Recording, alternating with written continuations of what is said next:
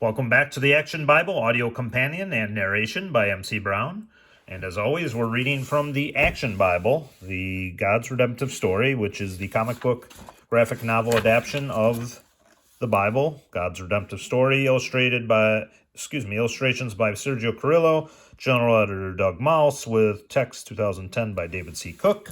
This is the regular version, not the deluxe version, which is also on Amazon, but the link is in this description to the version I'm reading and have been narrating since the beginning of this playlist. So we are in part 38, and we've been rolling along as we're nearing the end of the Old Testament.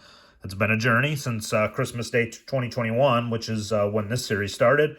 We're into the new year of 2022, and God has just put it on my heart to do this. I'm very thankful to Him, and thankful to you guys for whoever's been watching these, listening to these, and if God puts it on your heart to share them, I appreciate that. Please do that as well for anybody who may need it. But hopefully this inspires people to get the Action Bible and read along. It's a great companion, also very great for parents to read to young children and get them to know the Bible as well, because this is an illustrated, like comic book version, picture book, whatever you want to say, and it's just, it's helping me. And, you know, as an adult reading this stuff too, I'm learning more stories that I should have already known and learned. But it's just a great tool, and hopefully inspires you also to read the prose Bible and get the full, meaty story of all these. So this is obviously truncated for this purposes. It's still 750 pages of this version of a graphic novel, which is gigantic, but we're just cruising along. So without further ado, just want to, again, we're on part 38.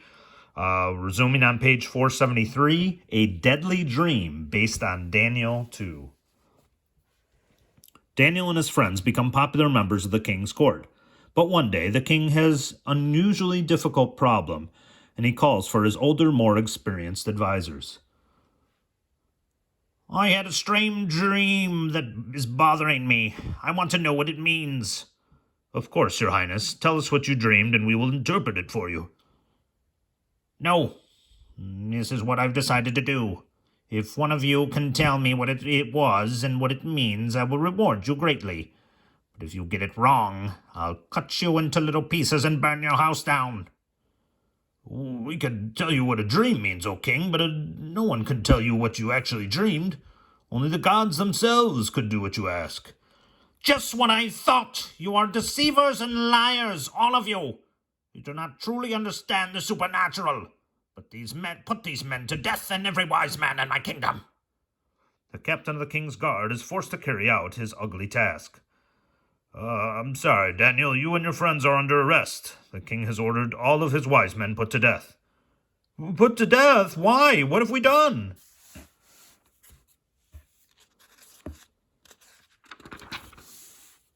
When the guard explains Nebuchadnezzar's anger, Daniel reacts calmly and wisely. He asks for permission to speak to the king. O king, give me time and I will tell you what you dreamed. You have until tomorrow at this time, but not 1 minute more. Daniel rushes back to his friends with news. But Daniel, no one on earth can do what you promised to do. It's impossible. You're right. But what is impossible for us is possible for God. We must pray, all night if necessary, and ask God to give us the answer so we won't be executed. As the 4 young Hebrews pray, God shows Daniel the dream and its meaning. Praise be to God, you give wisdom to the wise, you reveal mysteries that are hidden and bring light to what was dark. Thank you for revealing Nebuchadnezzar's dream. The next day, have you come to ask for more time, or can you tell me my dream? No man can do what you have asked, but there is a God in heaven who has shown your dream to me. You saw a mighty statue.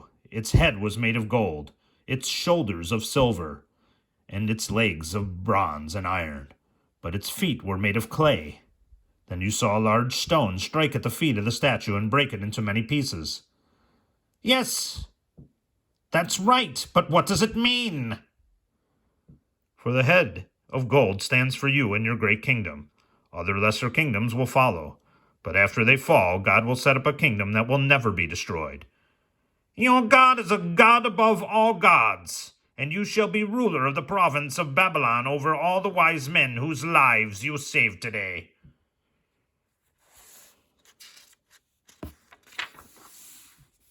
Facing the Heat, based on Daniel 3. Thanks to Daniel's miraculous interpretation of the king's dream, Nebuchadnezzar promotes him and his 3 friends to high positions in government. Years pass, and the 4 Hebrew men rule wisely and well, but the news does not make the king's other advisors very happy. "Why should foreigners get power and honor instead of us? We have to get rid of Daniel." "Not now, he's too powerful. But if we can turn the king against Daniel's friends, we might be able to cause trouble for Daniel."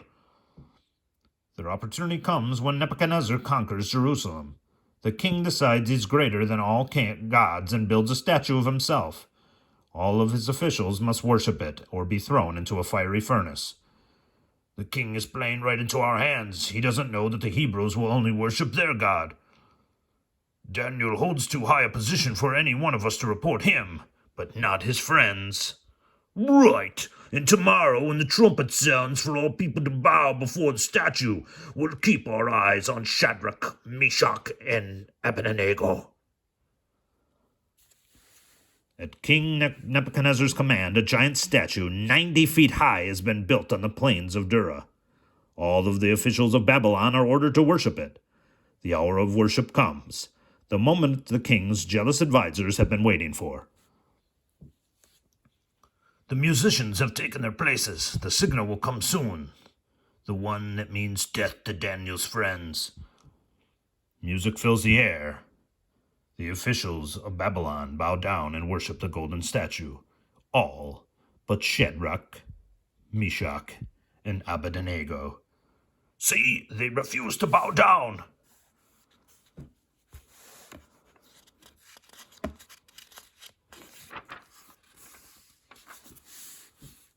Eagerly, the jealous advisors report to the king. "O king, the 3 of your Hebrew officials have defied you. They refuse to worship your statue." "What? Bring them to me at once." "Worship the statue or I'll throw you into the fiery furnace. Tell me what God can save you from that."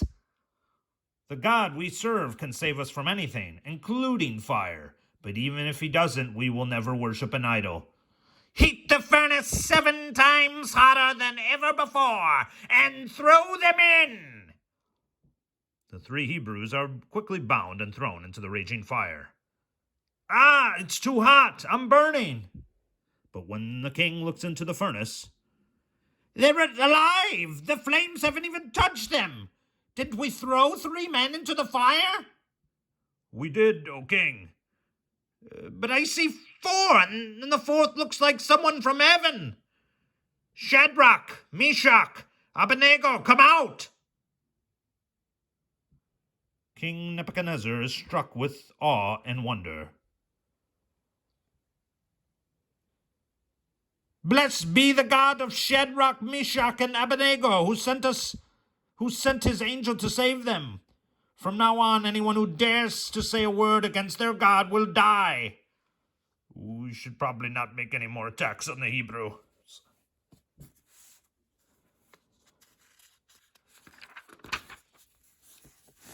The 4 beasts from below, based on Daniel 7. One night, Daniel has a dream. 4 beasts rise out of the surging sea. First, a lion with eagle's wings. Then, a ferocious bear comes forth. Third, a beast like a leopard with 4 heads and 4 wings. Finally, a terrifying and powerful beast with iron teeth rises up. It crushes and devours all the beasts that came before it. Nothing can stop it. God gives him the meaning of this dream. The 4 beasts, just like the 4 metals in Nebuchadnezzar's statue, represent 4 kingdoms: Babylon, Persia, Greece, and Rome. But a different kind of kingdom, God's kingdom, will come after Rome, and it will last forever. The Writing on the Wall, based on Daniel 5. After Nebuchadnezzar dies, Daniel continues to govern under many different kings. But the new ruler, Belshazzar, is young and spoiled. He spends all his time in feasts and parties and doesn't even know that Daniel quietly keeps the kingdom running. He laughs at two great threats to his kingdom: angry priests who are turning against him, and the approach of the mighty Persian army. Instead, he prepares a great feast and invites 1,000 guests.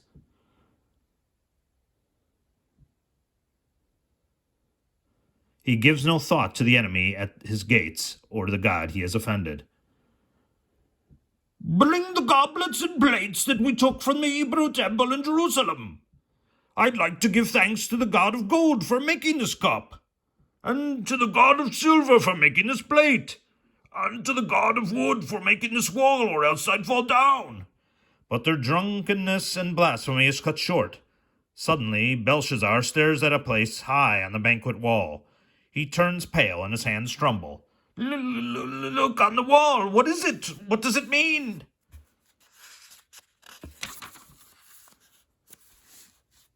King Belshazzar's feast has been disrupted by a supernatural sight. A ghostly hand writes 3 words on the wall: numbered, measured, divided. Enchanters, astrologers, whoever can tell me the meaning of this writing will have riches and a promotion. But none of his royal wise men can explain the meaning. At this, Belshazzar becomes even more terrified. When the king's mother hears the excitement in the banquet hall, she rushes to her son.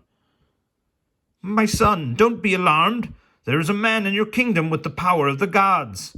This man, Daniel, is wise, with the ability to interpret dreams and explain riddles. Call for Daniel, and he will tell you what the writing means.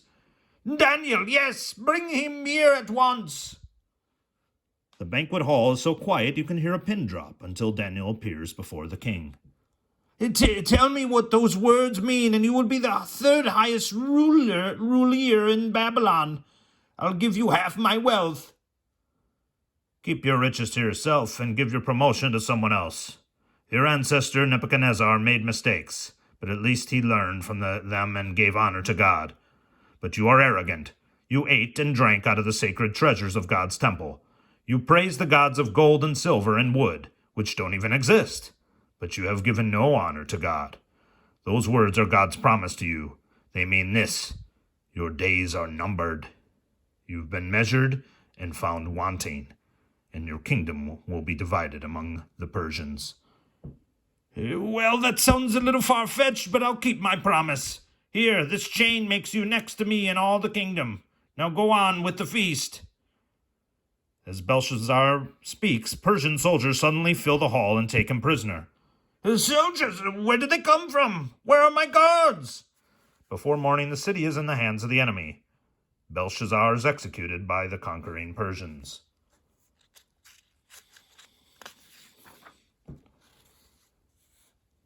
Lion taming, based on Daniel 6. Babylon, which had conquered Judah, has now been conquered by Darius, the Persian king.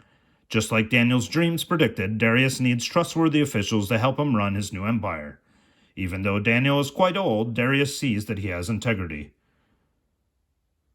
You will help rule over my nobles as long as you obey me. Make sure that taxes are paid and nobody cheats me out of my money. Daniel does such exceptional work that Darius decides to promote him to run the whole kingdom by himself. This does not please his young officials. We'll no longer be able to make money off bribes if Daniel's watching us. If we could only catch him in some corruption, but Daniel's too honest. We'll never find any dirt on Daniel unless we could trap him with something about the laws of his God. He will never dishonor his Hebrew God. O king, your empire is even larger than the Babylonians. You deserve honor and praise. Your nobles, who honor you above all, have agreed that you should sign a law so that everyone will honor you. No one may pray or bow down to any god or man but you for 30 days. Anyone who prays to someone besides you will be thrown into the lion's cage. Well, if you really think I deserve such honor, okay. If all of you want such a law, I'll sign it. As you know, once the law is in writing, it cannot be taken back or changed. That is the rule of Persian law. When Darius's new law is announced, Daniel immediately recognizes the trap set by the dishonest advisors. O Lord, how the wicked try to dishonor your name and discredit your servants. Oh well, I have prayed to you and nobody but you for my whole life. I'm not about to stop now. Daniel makes his way home. and goes to the upstairs room where the windows face Jerusalem. There, like he's done every day for the past 70 years, he prays.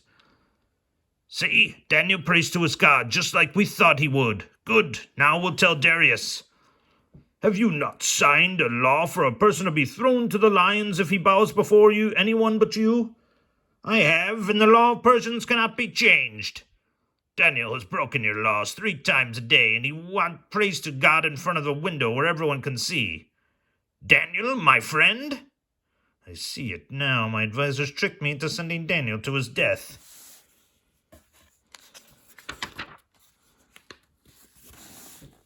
King Darius had not thought of this possible outcome from the law. He works all day to try to save his trusted advisor.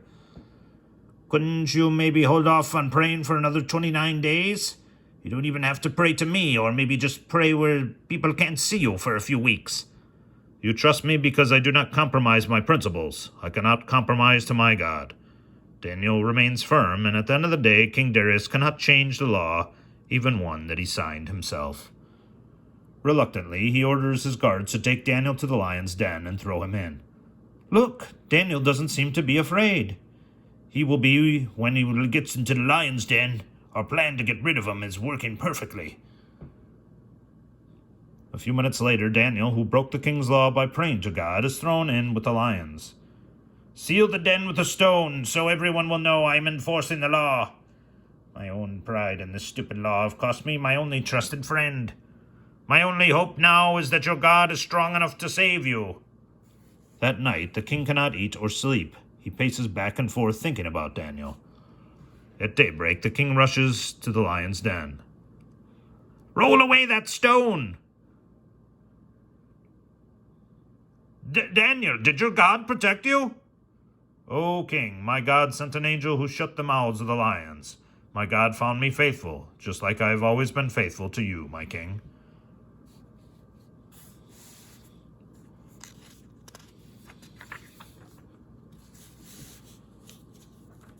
The king is overjoyed and orders a rope thrown down into the den. Daniel is pulled out. Then the king sends the nobles who plotted Daniel's death.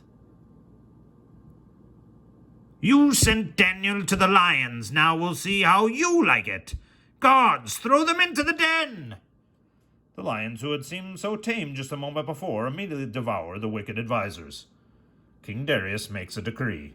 I, Darius, command all people in this kingdom to honor the God that Daniel worships and serves. And for the rest of his life, Daniel helps the Persians rule Babylon, the country he entered as a captive. Against all odds, he boldly stands for God, and God rewards him. All right, we'll stop here. Page 488, so when we resume part 39, it'll be on page 489. It's a little bit longer video that we finished up, so we'll just wrap this up pretty quick. Just want to say thank you all to everyone. God bless you guys. Keep you safe. Thank you for following along as we race to the end of the Old Testament here, and we'll see you guys in the next one. Please like this video, share it, subscribe, whatever you find on your heart. And as always, thank you.